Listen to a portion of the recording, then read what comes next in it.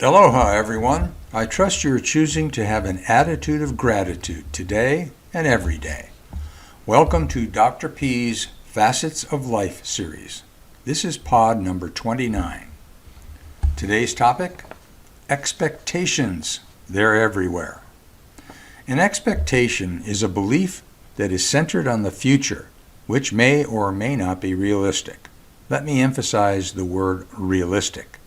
It is a concept that we must keep handy for use when expectations are not being met.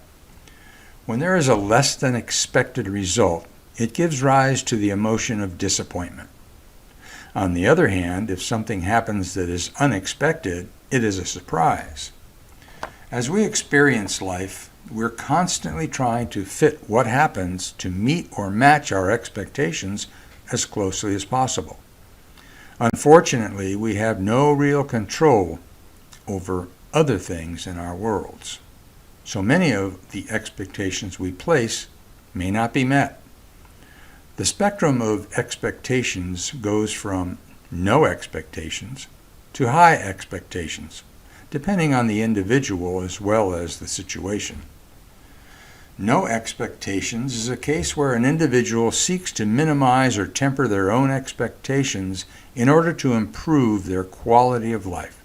Or, for some of us, it's just not in our nature to expect much from anyone or anything.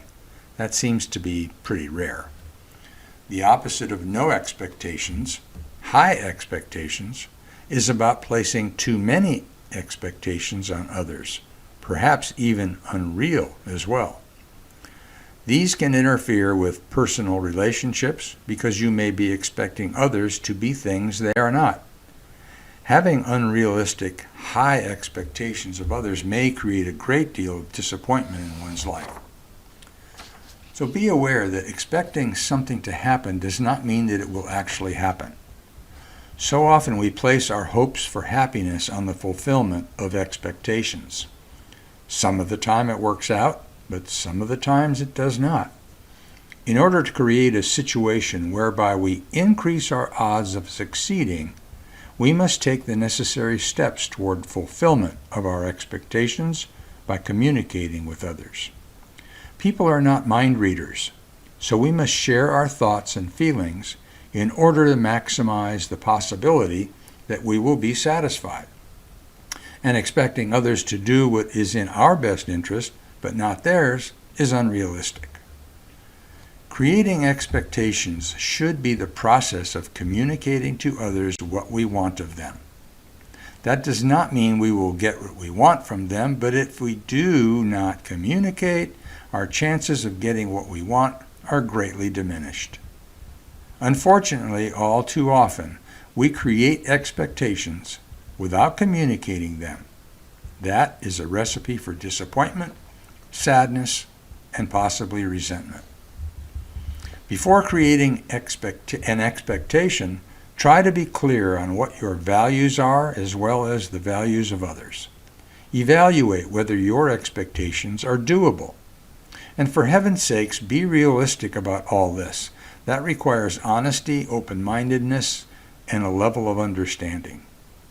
Finally, when things are not going well, let go of expectations and find something, or many things for that matter, to be grateful for, even when things don't turn out the way you hoped.